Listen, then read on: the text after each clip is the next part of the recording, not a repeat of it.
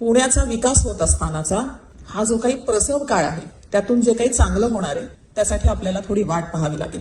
माननीय मुख्यमंत्री देवेंद्र फडणवीस यांचं जे विजन आहे त्यामुळे त्यांनी पुणे शहरासाठी वाहतूक समस्येवरती मात करण्यासाठी जो काही निधी दिला किंवा जे काही आपल्या पुढे विजन मांडलंय, most livable city but it should be efficient and effective, हा जो काही त्यांचा मुद्दा आहे यात आपल्याला सगळ्यांना एकत्र मिळून काम करावं लागेल.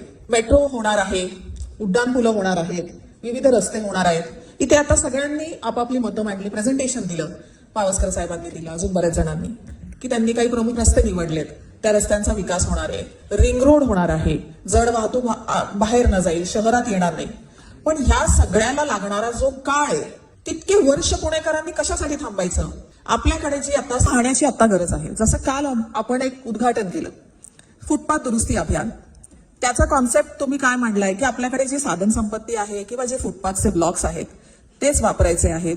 त्यामध्ये आपण ब्लाइंडमॅनसाठी एक वेगळी एक आखणी केली, तिथे वेगळे ब्लॉक्स लावायचे. या सगळ्याचा अभ्यास करून मला असं वाटतं की पुणे महानगरपालिका ज्या दर्जाची महानगरपालिका आहे त्यामध्ये आपल्याकडे साधन सामग्री आणि मॅन पॉवर आहे, फक्त नियोजनाचा अभाव आहे. आपल्याला दृष्टी असणं गरजेचं आहे. मी कालही विषय मांडला, आज पुन्हा मांडते. जागल्या नावाची एक कॉन्सेप्ट आहे.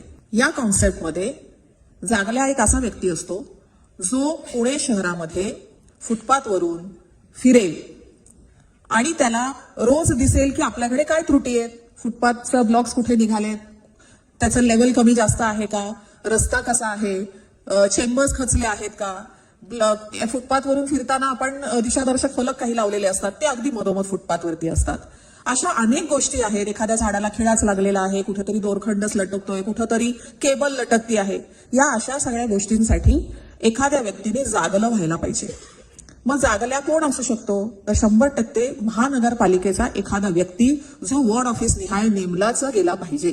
त्याने रोज फिरायचंय आणि रोज ह्या सगळ्या विषयांचं एक नोटिंग महानगरपालिकेच्या क्षेत्रीय कार्यालयामध्ये जो कोणी वॉर्ड ऑफिसर नेमला असेल त्याच्या पुढे ठेवायचंय आणि मग ते प्रत्येक डिपार्टमेंट वाईज त्याचं सॉर्टिंग होईल, त्याप्रमाणे अधिकाऱ्यांनी त्याच्यावरती काम करायचंय. पण हे जागल्या फक्त पुणे महानगरपालिकेचेच लोक होऊ शकत नाहीत, ते यामध्ये सिटीजन एंगेजमेंट फार गरजेची आहे. आपल्या पुणे शहरामध्ये असे अनेक व्यक्ती आहेत की जे रोज आपल्याकडे सूचना पाठवतात. आज इथे रस्ता खोदलाय, आज इथे फुटपाथमध्ये असं दिसतंय, इकडनं फुटपाथवरनच काही लोक गाड्या घालतायत.